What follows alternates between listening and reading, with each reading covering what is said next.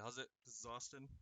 This is Lab 4 for hardware for programming for Industry 4.0. All right, in this lab, we're going to use two push buttons, a red and a blue one, and an LED. So when the user pushes the red button, the program will record the number of times that the red button has been pushed, and then the user will push the blue button to blink the red LED however many times the red button was pushed.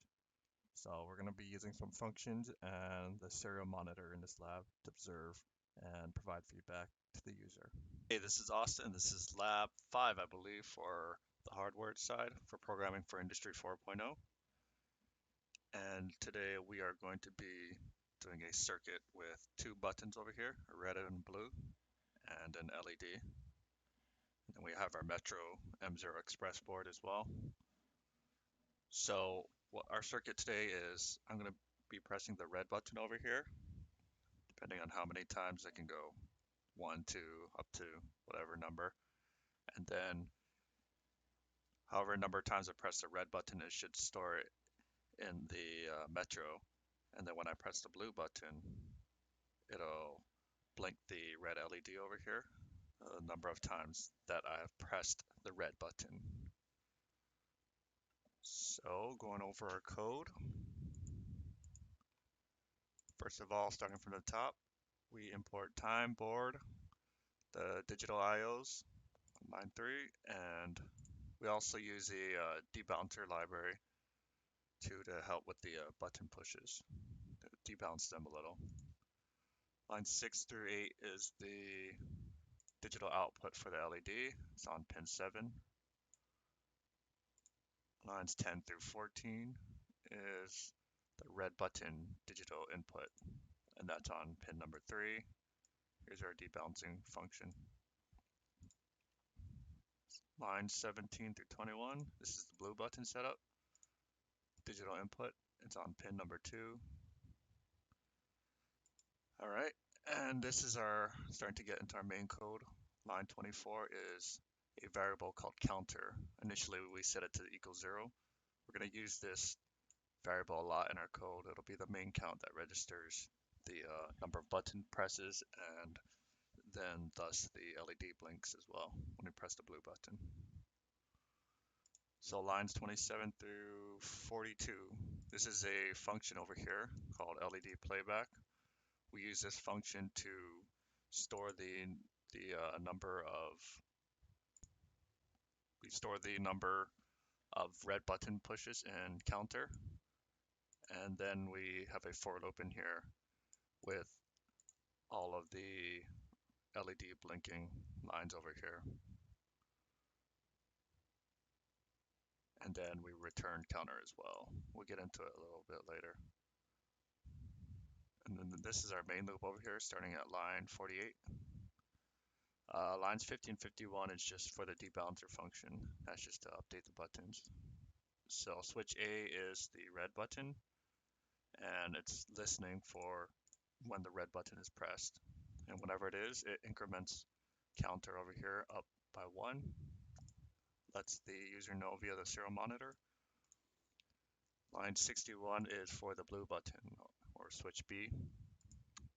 And on line 62, you can see this is where we call our function in when we press the blue button. And at the end of the function, it resets counter to 0 so that you can start the whole process over and over again. Okay, so I'm going to pull up the serial monitor here. Okay, so we're going to press the red button. It'll go into lines 54, and it should display what counter is at currently in the serial monitor. So we're going to press it 5 times. Okay.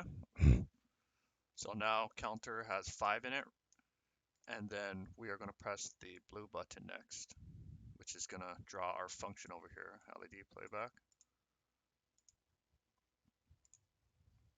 Okay, so now that we have counter is equal to 5, when we press the blue button, we're going to jump in the function over here, and counter will equal result. Then we have the for loop over here where we use result. We're going to use that to tell the for loop at what number to start counting down from.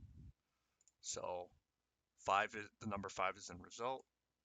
We're going to press the button and then it's going to start counting down from 5 down by 1 step. So 5, 4, 3, 2, 1. That's what this -1's for. And then when it reaches 0, that's when it'll complete the for loop. So each time it goes down by 1 step here, it's going to blink the LED. That's what all these lines are for. And then once it completes the 5 blinks, it should return counter out. And then it resets it down here on line 63. So bringing up the servo monitor again, counter has 5 in it. We're going to press the blue button and watch the LED over here. So it displays the number of blinks left. And then it notifies when they're done with blinking. So let's just do it again, just to show the whole process seamlessly. I'm gonna press it 3 times, the red button. And now we're gonna press the blue button to start the blinks.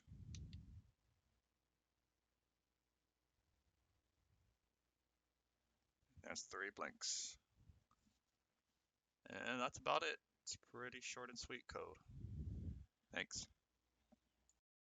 Conclusion, functions allow encapsulation of the code, not only to organize complex code, but also to help isolate and diagnose problems.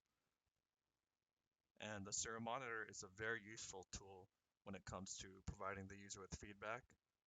This allows the user to change their actions based on feedback. The rest of the code is just if, else if, and for statements. These are useful for executing a type of action based on an input. And that's about it. Thanks for watching.